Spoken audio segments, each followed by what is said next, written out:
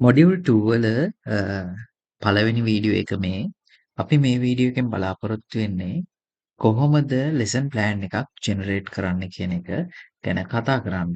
ඉතින් අපිට ෆිල්ටර්ඩ් බයි කියන මේ ස්ථානයට ගියාම එතන ප්ලෑනින් කියන ඔප්ෂන් එක අපි සිලෙක්ට් කරනවා.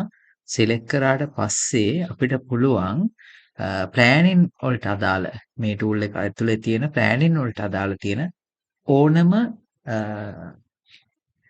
ඔප්ෂන් එකක් සිලෙක්ට් කරගන්න. ඉතින් මෙතන තියෙනවා ලෙසන් ප්ලෑන් තියෙනවා. ඒ වගේම 5E මොඩල් ප්ලෑන් කියන එක ලෙසන් ප්ලෑන් කියන එක තියෙනවා. අපි යනවා 5E මොඩල් ලෙසන් ප්ලෑන් කියන ටූල් එකට.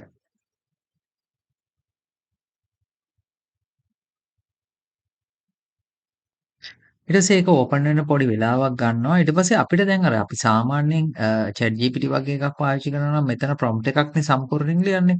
දැන් මෙතන අපිට grade level එක select කරන්න තියෙනවා. topic standard or objective select කරන්න තියෙනවා. additional customization අපිට ලියන්න තියෙනවා.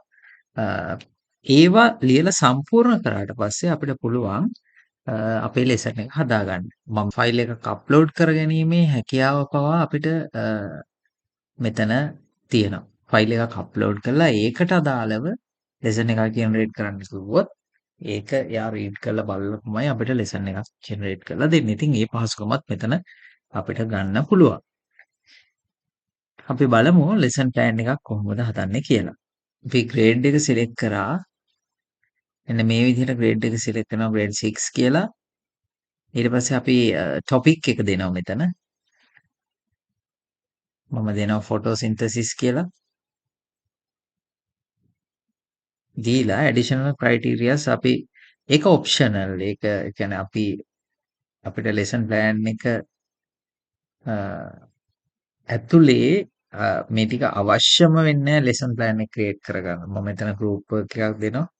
ඇඩිෂනල් කස්ටමයිස් ඊට පස්සේ ජෙනරේට් කියන බටන් එක ක්ලික් කරනවා.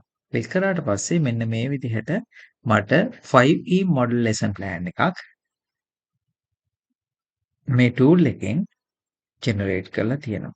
ස්ටෙප් බයි ස්ටෙප් පහටම තියෙනවා. ඒතරම හරිම පැහැදිලිව සම්පූර්ණ ලෙසන් එකම මෙතන ජෙනරේට් කරලා දීලා තියෙනවා. ඉතින් මේක තමයි අපි 5E මොඩල් ලෙසන් ප්ලෑන් එකක් ජෙනරේට් කරනකොට පාවිච්චි කරන මෙතඩ් එක.